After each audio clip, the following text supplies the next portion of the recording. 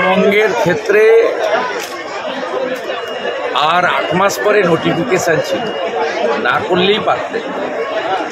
জুনের 23 তারিখে যিনি বিধায়ক হবেন তিনি শপথ নিয়ে বিধায়ক হিসেবে কাজ শুরু করবেন জুলাইতে। তাকে আবার মার্চ এপ্রিলের নির্বাচনে তার দল যদি পুনরায় মনোনয়ন দেয় লড়তে হবে। এতে wastage of time, wastage of money. একসঙ্গে নির্বাচন করলেই ভালো হতো, কিন্তু ইলেকশন কমিশনের নিজস্ব রুল রয়েছে, তাদের 6 মাসের মধ্যে ভ্যাকেন্সি ফিল আপ করতে হয়। তাই মনে ক্যালকুলেশানে কালীগঞ্জটা পড়েছে, তাই ভোট হচ্ছে। ভোট হবে। পশ্চিমবঙ্গে উপনির্বাচনে কী হয় সবাই জানে, আবার সাধারণ নির্বাচনে কী হয় সবাই জানে।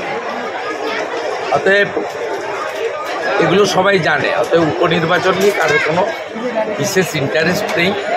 ওখানে 56.07% মুসলিম ভোট আছে, মাইনরিটি ভোটার আছে। আমরা রাষ্ট্রবাদী সনাতনী ভোটারদেরকে আমাদের পক্ষে রাখার চেষ্টা করব। বাকি তো ওরা জানে যে কাকে ভোট দিলে ওরা ধুলিয়ান এবং শামশেরগঞ্জ করতে পারবে, তাকেই ভোট দেবে। দেখা যাচ্ছে যে